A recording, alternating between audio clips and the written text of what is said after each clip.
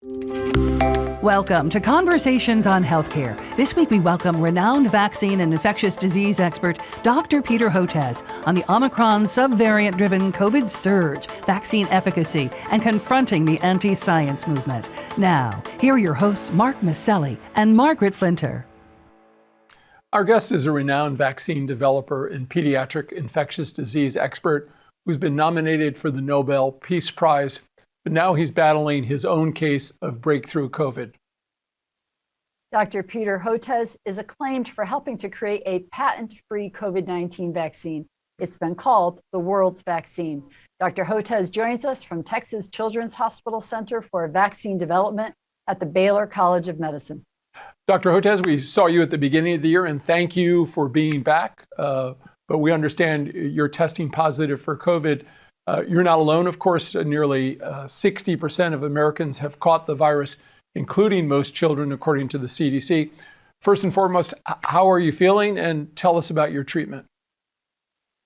Well, I'm feeling good. I'm on Paxlovid. And I think one of the reasons I'm doing well is because I'm fully vaccinated and double boosted. So that's the difference between being in a hospital bed and speaking to you on Zoom comparing bow ties. And so I think, doing quite well, which I attribute primarily to the vaccination, although probably the Paxlovid's helping well. So, I have some a little bit of headache and times and sore throat and some congestion, but overall doing pretty well, and to which I attribute to the modern miracles of science. Oh, we're glad to hear that.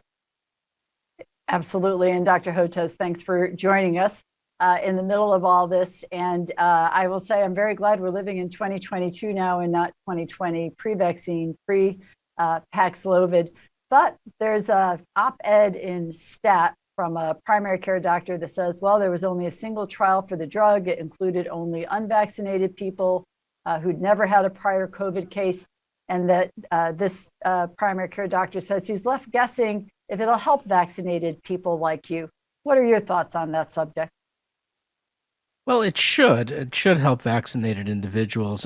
I'm wondering if sometimes when you're trying to release for emergency use authorization, it's difficult to get. There's the cough. I hope you look. It's sometimes difficult to get all of the I's dotted and T's crossed when you're moving quickly, but I think it's a good drug. The evidence was pretty solid. There's no reason why to believe it would not work well in vaccinated individuals as it did in unvaccinated. I think the bigger issue is, given this BA.2.12, the approval and all the clinical trials were done before BA.2.12 hit, and maybe that's the game changer. That it was. That the amount of virus replication is much higher, and so potentially we need a longer course of treatment than 5 days, because there's right now a number of relapses. In other words, you take that 5-day course, you're feeling better, you finish, you test negative, and then a number of people are now turning positive again and having rebound symptoms. In some cases, the rebound symptoms are worse than the original. And that was seen about 1% to 2% of the time in the clinical trials. Anecdotally, it's happening at a much higher frequency now. But for number one, it's still an anecdote, not definitive. And second, maybe there's some relationship to this BA.2.12. So I understand the National Institutes of Health and the Centers for Disease Control and the Food and Drug Administration are all looking into it right now. And hopefully soon we'll have some answers there. I want to pull the thread on we'll have some answers. It seems to be understandable on emergency use authorization, but we don't seem to have a lot of data from CDC about what are we seeing in terms of who's in that hospital. Generically, they're grouped together of more likely people who haven't been vaccinated. We're just not seeing a lot of information on strategies to either to avoid the vaccine. What's the real chance outdoors? Can I go inside with a mask and have dinner if I just keep my mask on and take a bite and put it up? I mean, we've now been in this for 2.5 years, and it seems like we have a paucity of data on people's experience from the CDC. What's your thought about what's lacking here, or is this the best we can get? I think what's missing is we don't give accurate and timely advice based on community levels of transmission. And that's what it comes down to. Whether or not you can go to an indoor gathering safely or eat in a restaurant safely very much depends, I think, on levels of community transmission. So when we're at a nadir, when we're in between waves, I think there's a lot more we can do. We have a lot more flexibility than when you're starting to see a big wave accelerate. And so that's point one. So when, for instance, when you're on the upswing of the Omicron wave, which was the worst in terms of number of new cases. We saw lots of people getting infected, even with breakthrough infection, although those were not as severe, as opposed to on the downside of things, or when you're hitting a nadir, it can be done much more safely. And I think the same is true right now for this BA.2.12 current wave. You know, when it started, I was kind of hopeful that there'd be some pre-existing immunity with Omicron, as well as the people who are vaccinated, so it'd be more than a bump than a wave. And indeed, you didn't see the numbers going up very precipitously, so I was starting to feel comfortable. But I think what happened was so many people are doing home testing and are positive and are not registering with the Centers for Disease Control that we're missing that wave. So, you know, we've always, you know, throughout this pandemic, we've underestimated the number of new cases. Generally by a factor of 4 or 5. I think what's happening now is they're probably being underestimated by a factor of 10 or maybe more because of that underreporting. So the official numbers are about 100,000 new cases a day, which is still pretty high, but most likely that's more like 1 million cases a day. So I think that's point one. I think point two, the CDC, you know, was aware of the importance of getting people to understand levels of community transmission, and they put out this hybrid map, a hybrid map of levels of community transmission together with hospitalizations. And because the hospitalizations are not going up that much, the map looks like what I call a field of green or a sea of green, you know, meaning that it's pretty much safe across the country except for some areas in Maine and up in the Northeast. I think that was misleading. I think what they should have done is focus exclusively on maps of community transmission, not factoring in the hospitalization, so people could accurately assess their risk. And when you do that, well, everything's lit up in red across the Northeast, from the Mid-Atlantic states up into New England states, and then where you are, and then into Michigan and Minnesota, and then in California and the Southwest. And then we get a much more accurate picture of what's going on. The bottom line, the level of transmission is so high right now. If you go to any indoor event without a mask, there's a good chance you're going to get infection or breakthrough infection. And I think I think there could have been a little more transparency about that point. Well, Dr. Hotez, one, I want to thank you for having been such a steady and informed voice for us over these last couple of years. And two, I think if I went back and looked at all of our conversations, I would be left with, if I only knew then what we know now. I think for people, as they look at it, this constant kind of wave of new infection has been one of the hardest things for people to understand. But with the vaccines, what we consistently have said to people is the chance of you being seriously ill or being hospitalized is vastly reduced if you're vaccinated. And then we added Paxlovid as a... actually, I'd say vaccinated and boosted. And I can't stress enough the importance. I have to remember to get that. Fully vaccinated and boosted. Yeah. Yeah, we still have that very poor messaging. I don't understand. You know, we have to stop calling fully vaccinated, because it's not. It's two doses. And we are seeing a lot of hospitalizations among those individuals, especially if they're a few months out. So it really depends how far out you are from your last dose. And I think we need to emphasize that more. Even after the third dose with Omicron, what we saw is after 4 or 5 months, the protection against hospitalizations is around 78%, against emergency room visits 66%. Still good, but not nearly as good as it was, and hence the reason for the recommendation of the second booster. And we're not pumping out that kind of information enough. And so we have the reality that only about 30% of the U.S. population has gotten their first booster. And now when you look at the second booster, it's me and a few others, right? So Three of we're us. doing very bad. Yeah, the three of us. So Yeah. we're all second boosted, but I think we've not really gotten the urgency of doing that out. And then I think we also need a longer term plan for the nation, because what happens as the immunity wanes from the second booster? Again, it's still going to hold up okay against hospitalizations and emergency room visits, but not as good as it could. So is this plan now that we continuously boost every few months, knowing that the American people are just not accepting it? Or do we look at a larger vaccine strategy for the nation? I'm of the opinion that maybe we need to look past mRNA vaccines and look at some heterologous boosting with protein-based vaccines in order to give more robust, more durable protection. Because what you really want is you want to keep this up for 4 or 5 years if you can. And that's what happens with other vaccines. I think we don't know is there something about mRNA? Is there something about this unique Omicron or BA.2.12 variant that's not holding up as well? All that needs to be looked at, and I've recommended to the White House to really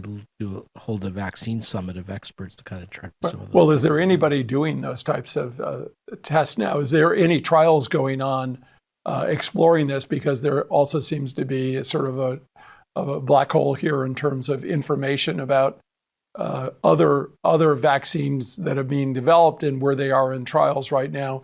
We hear something may happen in November, but it's a mystery. I'm not sure why all this is a mystery, Yeah, we're doing this with our vaccine in India, but there's no mRNA vaccine in India. So we're looking at booster studies with the AstraZeneca vaccine, followed by our vaccine or the Chinese inactivated virus vaccine. But I think there needs to be a larger study looking at mRNA, followed by a number of other newly available vaccines that have come online. What about the India results? 30 million children have received the vaccine. You helped develop that. What type of impact are you hearing about it on the ground from the vaccine success? And is it making a difference? And again, every community is a little different. It seems to be well accepted. It's got a great safety profile. We're not seeing the myocarditis, which is great. And you'd expect the safety profile to be pretty good, because it's similar to the technology used to make the recombinant hepatitis B vaccine that's been around for decades and has one of the best safety profiles out there. So we're quite pleased. And now 30 million have gotten the first dose, about 10 million or so have gotten the second dose. Now we're waiting for approval. That's in the 12 to 14-year-olds. We're waiting for the approval in the 5 to 11-year-olds, as well as a booster for adults. And we're also waiting for the green light from the World Health Organization to release this for emergency use listing globally, which will also make a big difference. Great.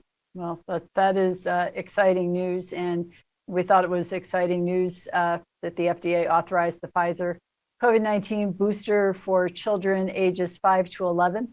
But we're seeing such vaccine hesitancy here. And we wonder, do you see this kind of vaccine hesitancy either in children, adults, or both in other countries the way we're seeing it here? Or is there a different role, message, communication about public health and what you need to do in other countries than here in the U.S., in your experience? Well, the U.S. vaccine refusal resistance has some unique features to it, and that is it's much more highly politicized. And this started about 7-8 years ago, even before the pandemic, with this health freedom movement that says you can't tell us what to do about vaccines. And then with COVID-19, groups, especially in the more conservative states and Texas and the southern states, began to see vaccine resistance or defiance as a form of allegiance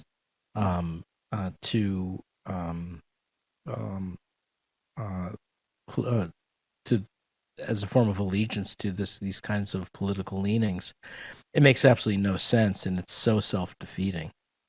So I'm quite concerned about that's what's happening, and now it's spilling over into other pediatric vaccines as well. And so I worry that this vaccine resistance refusal is not going to halt at COVID-19 vaccinations, but is going to become more universal phenomenon among childhood vaccinations, and we're seeing that movement move up into Canada and Western Europe. So I'm worried for the future that we've not really been able to contain anti-vaccine activism and sentiments very well, and so this is going to continue to accelerate. And it's roiling the political environment too, obviously, at a time when perhaps masking should be taking place indoors. We're seeing politicians sort of back off from taking those actions. I assume sort of a direct relationship to this movement. Certainly would like to hear your thoughts on that, but maybe also some thoughts on how effective a mask is if it's an N95 and worn properly.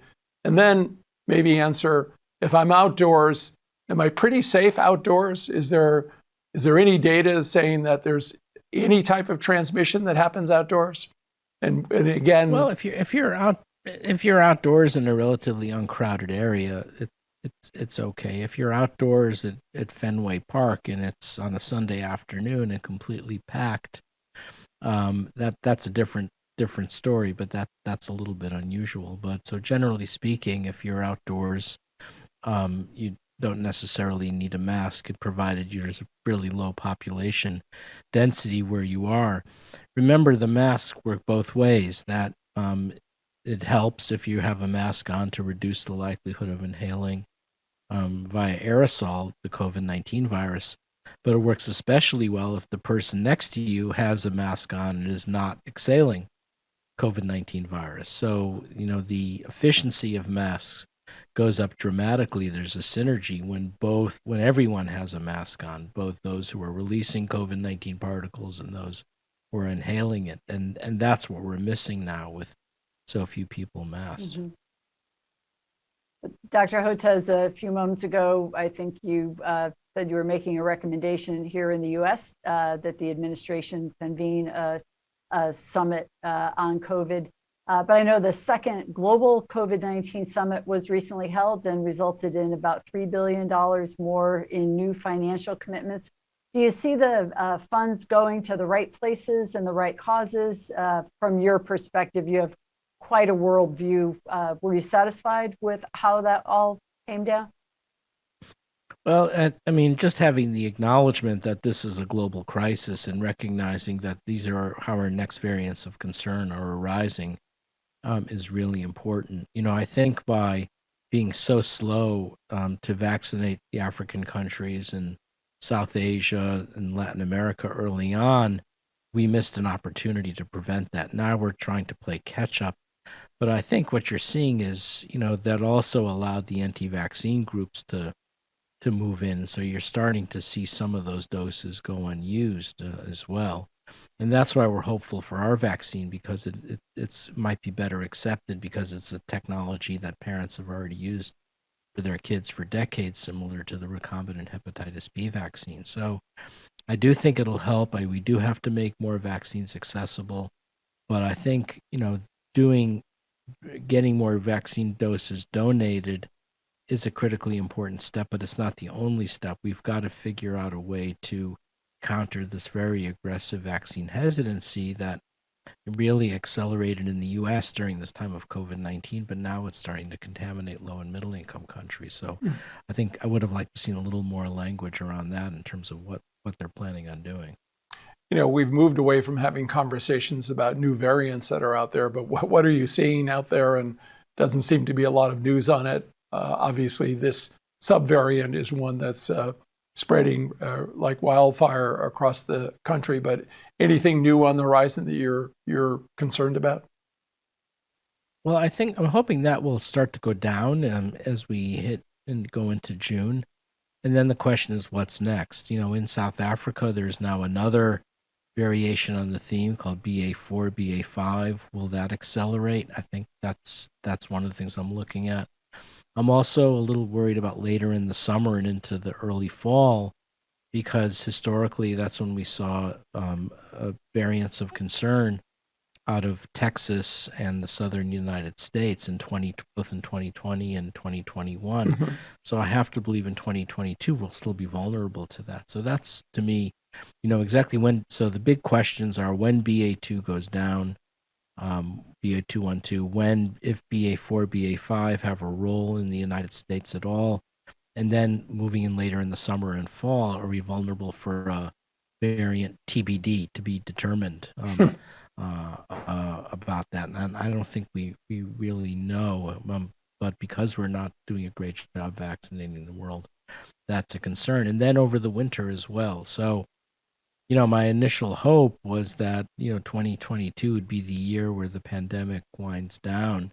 It doesn't look that way. I think we have to keep our tray tables and locked in the upright position, and our seats forward, and seatbelts snugly fastened around our waist, at least for the rest of this year, and then maybe 2023 will be the year. Well, Dr. Hotez, I think we do a lot of both looking back and looking forward in this time of the COVID pandemic. Looking forward, the White House has suggested that we could see 100 million infections this fall. Didn't kind of make the headlines as far as I could see. You've stated that 1 million American deaths, which did get a lot of attention in the Times and other places recently due to COVID, was a choice. Do you think the country has accepted that this was, in fact, a choice that we made and that we're accepting infections this high in our future? Or do you think the country thinks that we're still prepared to fight this? I don't think we've had a good accounting for the fact that, after May 1 last year, when the Biden White House announced that anyone who wants to get a vaccine could get vaccinated, the fact that we still had two big waves of death with Delta and Omicron, including 200,000 Americans who refused to get vaccinated, who lost their lives in the last half of 2021. That was an unforced error. That was totally unnecessary. So we haven't had that accounting of, we still call it misinformation or disinformation. What it is anti-vaccine, anti-science aggression, and it came from members of the House Freedom Caucus in the U.S. Congress. It came from those anti-vaccine sentiments were amplified nightly on Fox News, and we've never really had that kind of truth and reconciliation, that those lives did not have to be lost. And I think that I'd like to see us come to terms with. I also like to, and that's a hard conversation to have, right? Especially if you're a scientist, because all of my training as a physician scientist says you're not supposed to talk about Republicans and Democrats and liberals or conservatives. We're supposed to be beyond all that. But I don't know how you get past it unless you have that discussion. And, it's been well documented now by the New York Times and Axios and the Kaiser Family Foundation and Charles Gaba, the health analyst at National Public Radio, and the Pew Research Center, that the vaccine refusal and deaths occurred along a partisan divide, and yet we're afraid to talk about it because talking about politics is considered impolite in this kind of discussion at best, or we get accused ourselves of politicizing this when I'm really doing it to save lives. Everyone's entitled to their conservative views, even extreme conservative views, but don't adopt this one. And so trying to thread that needle, I think, is a tough conversation to have. I think the other tough conversation to have is around long COVID. In some ways, the 1 million deaths is just the beginning.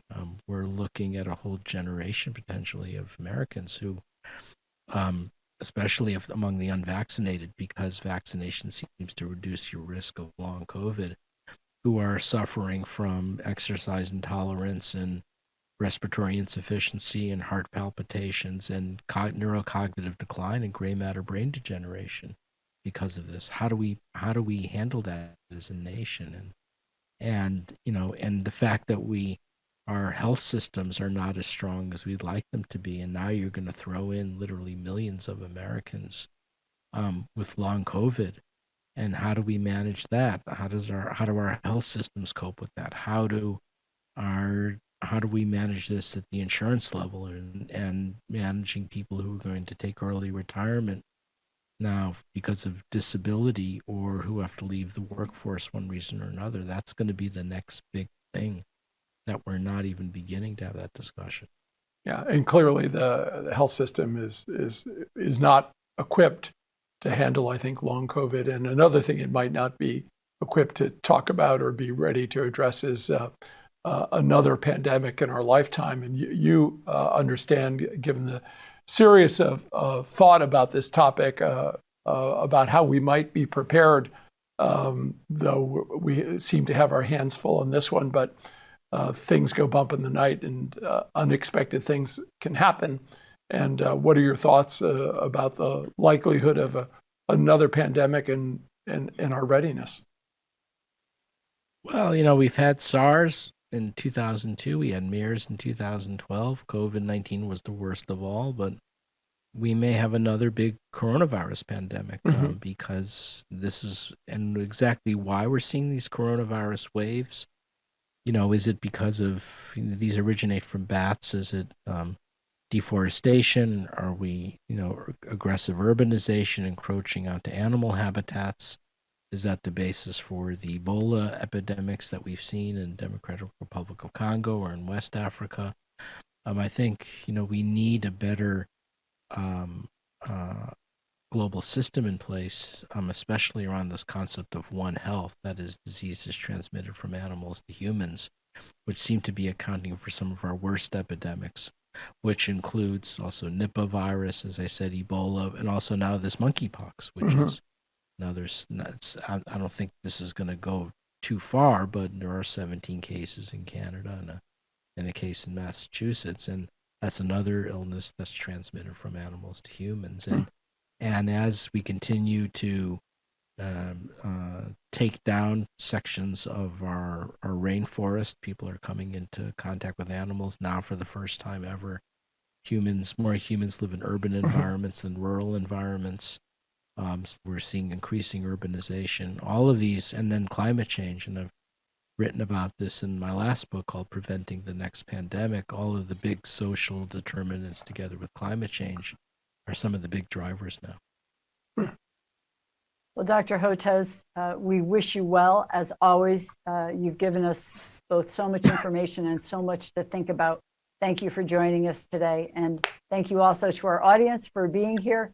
And remember, you can learn more about conversations on healthcare. Sign up for our updates by going to www.chcradio.com. Yeah. Feel better. Absolutely. Thanks for taking the time too. Thank you. All right. Bye-bye. Ciao. All the best.